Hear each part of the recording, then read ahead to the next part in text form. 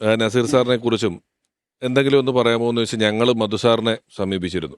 എന്നാൽ ശരി, നിങ്ങൾ വന്നോളൂ എന്ന് പറഞ്ഞ് ഞങ്ങൾ അദ്ദേഹത്തെ നേരിട്ട് ചെന്ന് കണ്ടിരുന്നു.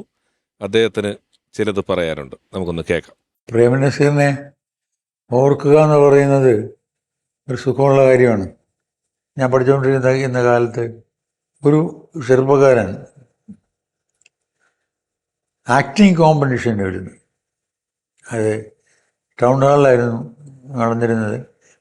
അന്ന് CI പരമേശ്വരമുള്ള സാറ്, പിന്നെ കൈനിക്കര കുമാരമുള്ള സാറ്, അങ്ങനെ അതിൻ്റെ ഈ ട്രിവാൻഡ്രം ഡ്രാമാറ്റിക് ബ്യൂറോയുടെ മെമ്പേഴ്സ് എല്ലാം ഉണ്ടായിരുന്നു. അന്ന് ഈ ചെറുപ്പക്കാരന് 10-20 വയസ്സ് തികച്ച് വരില്ല.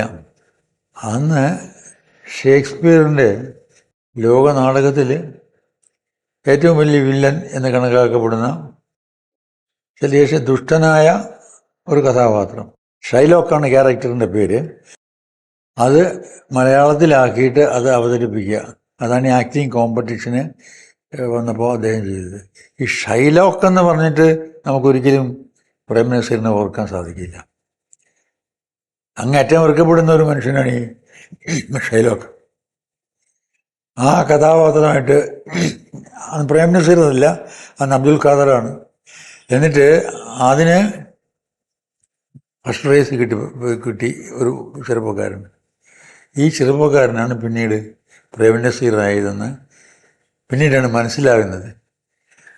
ആലോചിക്കുക, ഇപ്പോൾ പ്രേം നസീറിന് ഇങ്ങനെ പ്രേമിക്കാൻ മാത്രമേ അറിയാവൂ, മരം ചുറ്റാനേ അറിയാവൂ, പാടാനേ അറിയാവൂ എന്നൊക്കെ ശത്രുക്കൾ പറയാറുണ്ട്. ശ്രദ്ധിക്കാതെ ആ സിനിമയിൽ തന്നെ അദ്ദേഹം നല്ല ഒന്നാന്തരം കഥാപാത്രങ്ങൾ ചെയ്തിട്ടുണ്ട്. പക്ഷേ അന്നീ ടീനേജിൽ 18-19 വയസ്സുള്ള കാലത്ത് ഈ ഷൈലോക്കിൻ്റെ ക്യാരക്ടർ അഭിനയിച്ച് അതിന് ഫസ്റ്റ് പ്രൈസ് ഇത്രയും വലിയ പ്രഗത്ഭന്മാരിൽ നിന്ന് വാങ്ങിക്കുക എന്ന് പറഞ്ഞാൽ അത് അഭിനയത്തിന് അങ്ങേറ്റം കഴിവുള്ള, വാസനയുള്ള, എന്താ പറയുക, ദൈവാനുഗ്രഹമുള്ള ഒരു ചെറുപ്പക്കാരന് മാത്രമേ സാധിക്കുകയുള്ളൂ. സത്യത്തിൽ പ്രേം നസീർ നമ്മൾ കണ്ടതിനേക്കാളുമൊക്കെ വലിയ ആക്ടറായിരുന്നു. അദ്ദേഹത്തിൻ്റെ കഴിവുകൾ ശരിക്ക് പ്രയോഗിക്കാൻ നമുക്ക് സാധിച്ചില്ല എന്ന് മാത്രമല്ല, അദ്ദേഹം ചെയ്ത ക്യാരക്ടറുകൾ വളരെ മെച്ചമായി പോയതുകൊണ്ട് അതിൽ തന്നെ തൂങ്ങിക്കിടക്കാനേ ഈ സിനിമ ഇൻഡസ്ട്രിക്ക് സാധിച്ചുള്ളൂ.